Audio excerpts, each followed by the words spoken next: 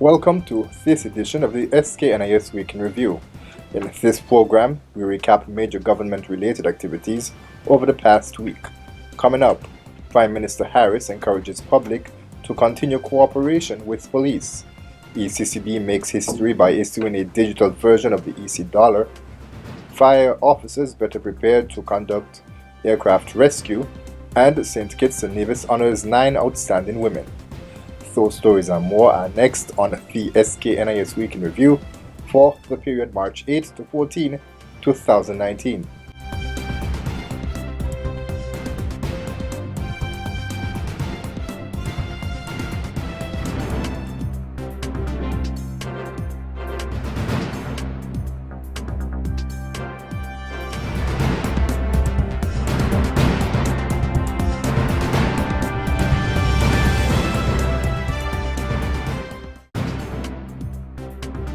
Several small local contractors are preparing to carry out various tasks as part of Phase 2 of the Island Main Road Rehabilitation Project.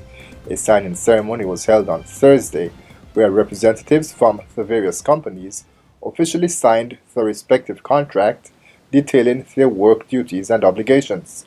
Minister of Public Infrastructure, the Honourable Ian Patches-Liberd, spoke about the significance of this development in the overall project. Today, we embark upon Phase 2 of this project. $69 million. So right around the island, when we would have completed this project, we will see the good markings, guardrails where necessary, widening of the roads where necessary, and the reflectors, as we say colloquially, the cat eyes. And this road will go right, these markings and the cat eyes will go right around the island, and we'll have a modern international highway in this country. A community consultation was held in Keyon on Tuesday, the second in a series of town hall meetings planned as part of activities to celebrate the government's election to office 4 years ago. The consultation saw presentations from a number of cabinet members. Here are some of the highlights. It is time we restore respect and love for each other and for our communities. Time out. Time out. And you, the parents, who know your children are in gangs, warn them. Gang life is no life. Eventually they will die by guns prematurely. That is what all of the last 20 years have revealed as certainty. So you can't be taking the money and then say, that is the one who will look after me. Look after you for how long? For how long? And this is why I bring the police message. You see something, say something. The life you may save is your own.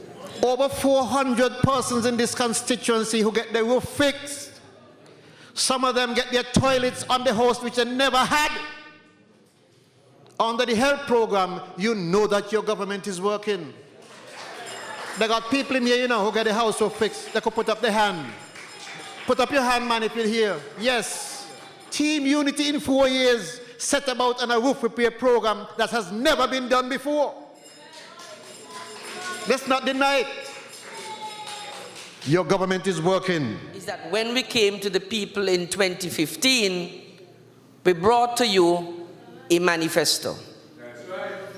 And the manifesto is our contract with the people.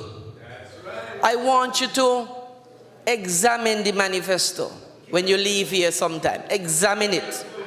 And you will recognize that almost every single thing in that manifesto we said we would deliver, we have delivered and more. Kay Bass, Permanent Secretary in the Ministry of Foreign Affairs, and her staff are busy putting the final touches on Diplomatic Week 2019 that will be held from April 7 to 12. Ms. Bass was the special guest on Working for You on Wednesday. It's a period of time set about in the calendar and for us it will be every 3 years, when we, one, bring home our diplomats. Now our diplomats come home on their own from time to time. You know, they may come home for a vacation or something. But this is an opportunity for the government to express to them, to our representatives overseas, you are important to us, and you are so important that we are going to bring you home. One, to update you on what the government's priorities are, what has been taking place, how do you fit in the government's agenda, how do we expect you to express our interests and to safeguard our interests overseas. This week, the Trinidad Federation of St. Kitts and Nevis was removed from the European Union's list of non-cooperative jurisdictions for tax purposes as a result of the country's effective compliance with the EU's requirements that will ensure fairness in its fiscal arrangements. The revised list was adopted by the European Council following a meeting of its Economic and Financial Affairs Council held in Brussels, Belgium on Tuesday.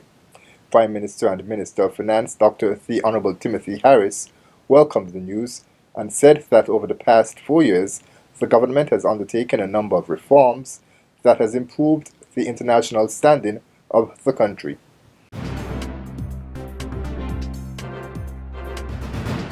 Also on Tuesday, the Eastern Caribbean Central Bank launched its digital currency pilot project with the issuing of a securely minted digital version of the Eastern Caribbean dollar. The project is designed to bring shared prosperity for citizens and residents within the Eastern Caribbean Currency Union. Governor of the ECCB, Timothy Antoine, shared the strategy behind this move. For our region to improve our development prospects and performance, we must expedite our digital transition. To that end, regulators and innovators must work together, and this pilot exemplifies this collaboration. The transformation of the ECCU necessitates that we make a shift and a leap. We must move from our comfort zone to a challenge zone. But we must not stop there. From there, we must move into a creative zone. In this zone, we are obliged to challenge old assumptions, examine our cultural hang-ups, and stretch our minds to enhance or to embrace new possibilities. Last Friday, St. Kitts and Nevis joined the global community in celebrating International Women's Day. During a ceremony at Government House on March 8, 9 outstanding women who have selflessly contributed to the development of the Federation were honored.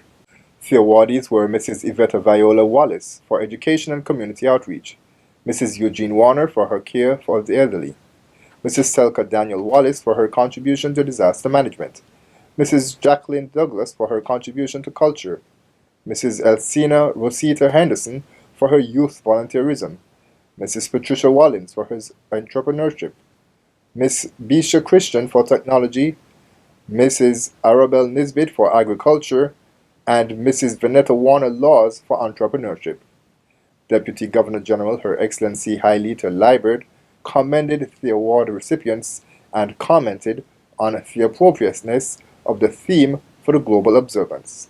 Today's theme, Think Equal, Build Smart, Innovate for Change, is intended to be quite inclusive as we remember women in every part of the world and in various situations.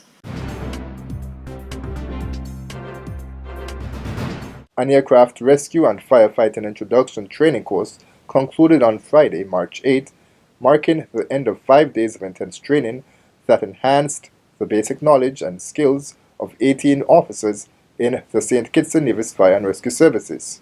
The participants were drawn from various divisions of the St. Kitts and Nevis Fire and Rescue Services in order to ensure that officers from other stations can effectively assist emergency efforts involving an aircraft, whether at the R.L. Bradshaw International Airport in St. Kitts or the V.W. Amory International Airport in Nevis. The training will also prove useful if the emergency occurs outside of an aerodrome. Several of the participants noted that the session was quite useful.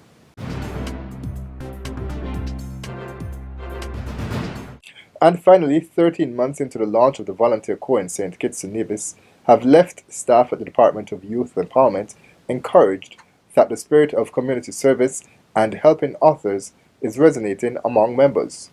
The Corps is currently made up of 183 persons. Youth Officer Sharon Cannonier, who oversees the program, noted that the newer members who were inducted last month have been eager to participate in projects. They show up on time and call the department repeatedly looking for assignments. This stands in contrast to many volunteers in the inaugural group who just waited to be assigned. What is even more impressive to Ms. Cannonier is the continued service by persons who have graduated from the Corps but who continue to contribute service without charge at various department functions. These include tree plantings, coastal cleanups, and assisting with care for vulnerable groups, including the differently abled and older persons.